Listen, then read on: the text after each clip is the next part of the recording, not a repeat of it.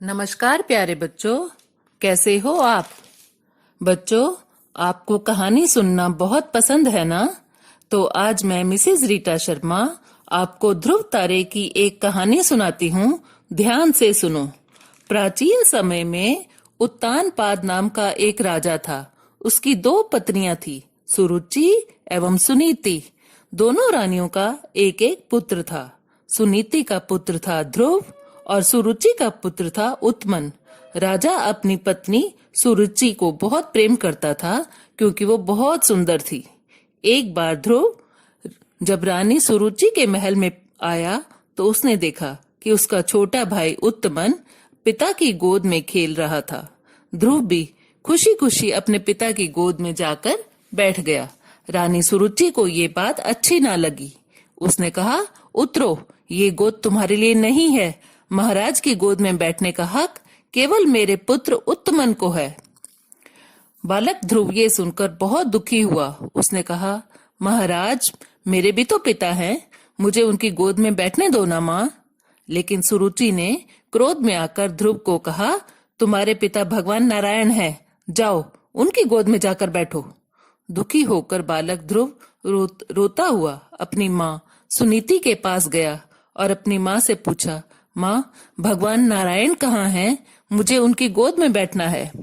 सुनीति ने अपने पुत्र को समझाया, बेटा, भगवान नारायण तो हम सबके पिता हैं, तुम्हारे पिताजी से भी बड़े और महान।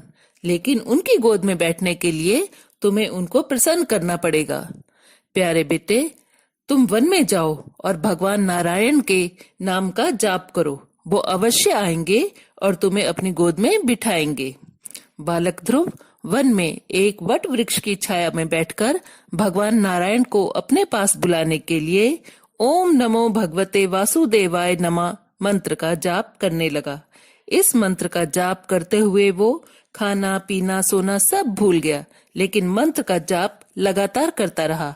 आखिर नन्हे बालक ध्रुव की कठिन तपस्या को देखकर भगवान विष्णु ध्रुव के पास आए और उसे प्यार से अपनी गोद में उठा लिया और उसे वरदान दिया कि बेटा, तुम बड़े होकर एक महान राजा बनोगे और सब लोग तुम्हारा बहुत आदर सम्मान करेंगे।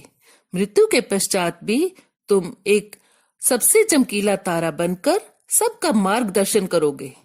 राजा उत्तानपाद और रानी सुरुचि को जब ये सब कुछ पता लगा तो उन्हें अपनी गलती पर बड़ी शर्म आई।